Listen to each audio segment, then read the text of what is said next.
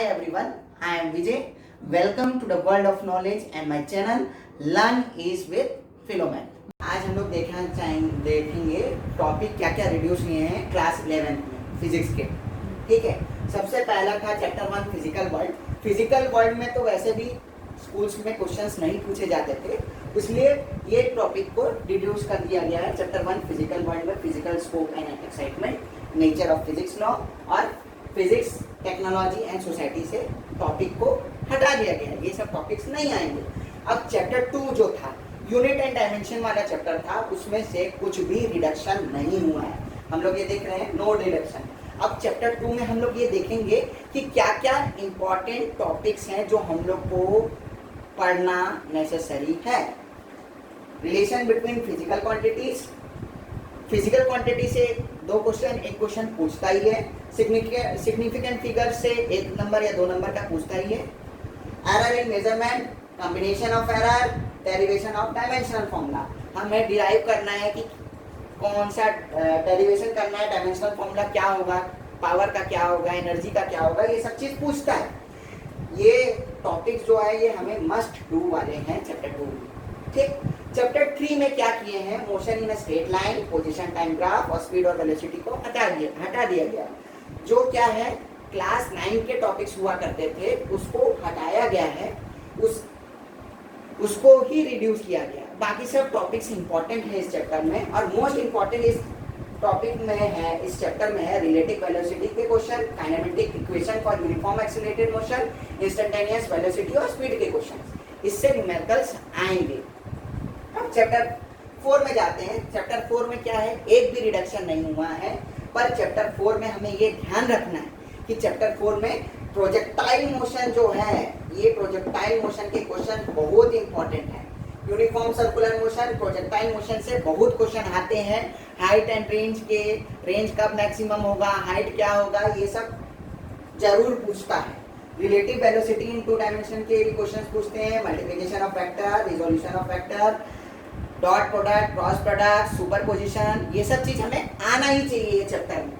फिर हम देखते हैं चैप्टर नंबर 5। चैप्टर 5 में से फोर्स के concept, inertia, Newton first law, second law, third law, इनको रिमूव किया गया है। ये भी 9th में चैप्टर क्लास 9th में ये हुआ करते थे, इसलिए इसको बेसिकली थोड़ा हटाया गया, रिड्यूस किया गया है। और इसमें जो क्वेश्चन है जो हमें करना ही है, एक कंजर्वेशन ऑफ मोमेंटम, इक्विलिब्रियम के क्वेश्चंस, मैकेनिक्स प्रॉब्लम के क्वेश्चंस, ये सब हमें करना अनिवार्य है, इम्पोर्टेंट है।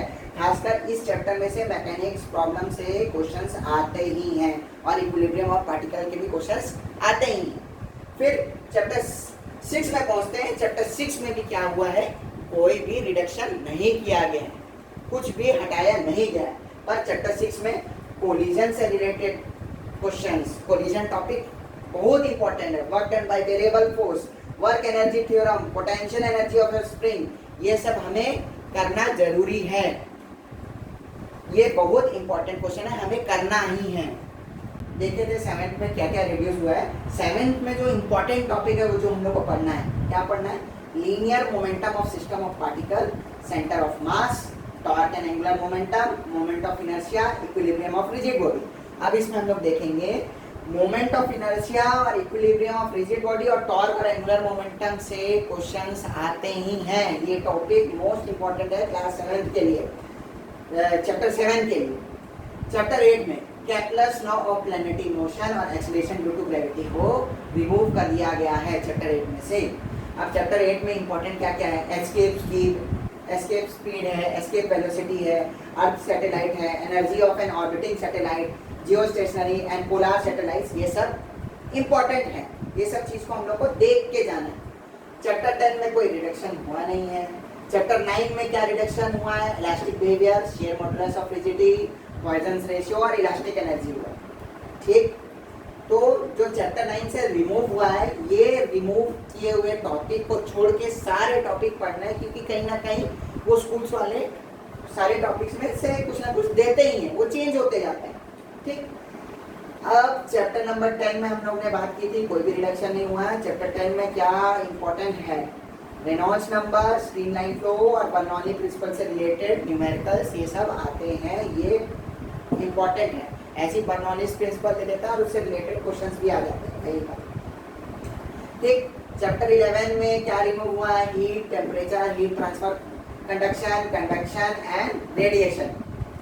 और क्या पढ़ना है? आइडियल गैस इक्वेशन से रिलेटेड टॉपिक्स पढ़ना है, absolute temperature, Newton's law of cooling, ये टॉपिक्स हमें मस्ट डू वाले हैं। चैप्टर 12 में क्या हटाया है? हीट इंजन और रेफ्रिजरेटर को रिड्यूस किया गया, हटाया गया। तो चैप्टर 12 में हम लोग को thermal equilibrium, zero law, first law of thermodynamics, ये सब हम लोग को करना ही करना है। ये 3 टॉपिक मोस्ट इंपॉर्टेंट टॉपिक है चैप्टर 12 के। चैप्टर 13, 14 में हम देखेंगे इधर दोनों जगह रिडक्शन नहीं, कोई भी रिडक्शन नहीं किया है, पूरे के पूरे टॉपिक को रखा गया है सीबीएसई द्वारा। तो हम देखेंगे चैप्टर नंबर 13 में kinetic theory of ideal gas और मॉलिक्यूलर नेचर ऑफ मैटर, ये दोनों टॉपिक मोस्ट इंपॉर्टेंट टॉपिक है, जिससे कुछ ना कुछ क्वेश्चंस आते ही हैं। अब चैप्टर 14 में हम देखें कोई रिडक्शन नहीं है। चैप्टर 14 में हम लोग देखेंगे कि simple harmonic motion, uniform circular motion, ये सब के क्वेश्चन आते ही हैं। Damp simple harmonic motion, forced oscillation, resonance के क्वेश्चंस, ये सब आएंगे। ये मस्ट डू वाले टॉपिक है। अब चैप्टर 15 से फंडामेंटल मोड और हार्मोनिक्स और डॉपलर इफेक्ट को हटाया गया। जो डॉपलर इफेक्ट सबसे लास्ट टॉपिक है इस चैप्टर नंबर 15 का, डॉपलर इफेक्ट को हटाया गया। इन टॉपिक्स को छोड़ के चैप्टर 15 में सारे टॉपिक इंपॉर्टेंट है, वो हमें सारे करना जरूरी है।